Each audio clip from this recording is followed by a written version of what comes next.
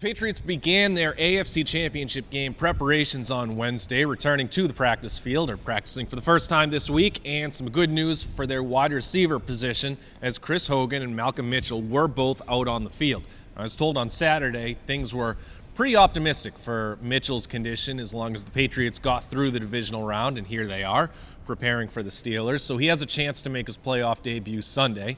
And Chris Hogan went down late against the Texans and said Tuesday that he could have returned if they needed him. So he looks like he is a go for Sunday against the Steelers. And against that offense, the Patriots are going to need to be as close to full strength as possible, and it looks like it's heading in that direction.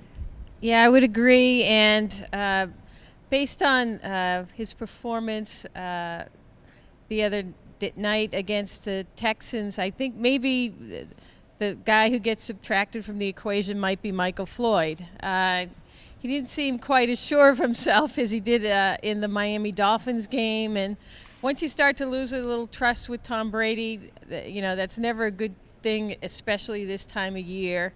Danny Amendola, was used sparingly, but, they start to work him back a little bit. He missed four weeks, 4 games. He'll be used, I think, a little bit more.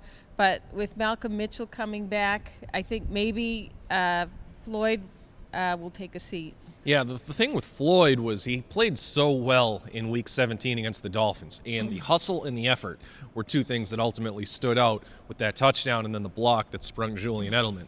But he alligator-armed the first pass attempt of the second half, should have been an interception, and then blame Brady, blame Floyd, spread the blame equally. He got 2 hands on a ball for Brady's first pick, and he couldn't corral it. So there were some frustrating instances with Floyd out there, and I think you hit it. I'd be very surprised if he is higher than the 5th wide receiver on the depth chart on Sunday, and that might mean that he's inactive. Right, and again, the biggest issue of all, though, is a trust factor. Mm-hmm. And if Brady doesn't trust you or isn't going to go to you, again, if they have to take someone away from the mix, it's going to be the guy Brady doesn't trust. So I think he developed a lot of that with Malcolm Mitchell, the rookie, over the course of the year. I think, particularly during the second half of the season, he and Mitchell really started to click. Mm-hmm. So, if it's a choice between the two, I think Mitchell in, Floyd out. Yeah, and that is huge because it helps the entire operation in terms of their depth. Julian Edelman was obviously outstanding against the Texans, and Chris Hogan was for a time, too, before he left with that thigh injury. But once Hogan goes down, and you saw Martellus Bennett, who admitted afterward that he was pressing a bit in his Patriots playoff debut. You saw Michael Floyd struggle. Danny Amendola, as you mentioned, was limited. Malcolm Mitchell was out. So you saw at times James Devlin was used out wide. Matt Lengel, of course, is not going to get a whole lot of targets.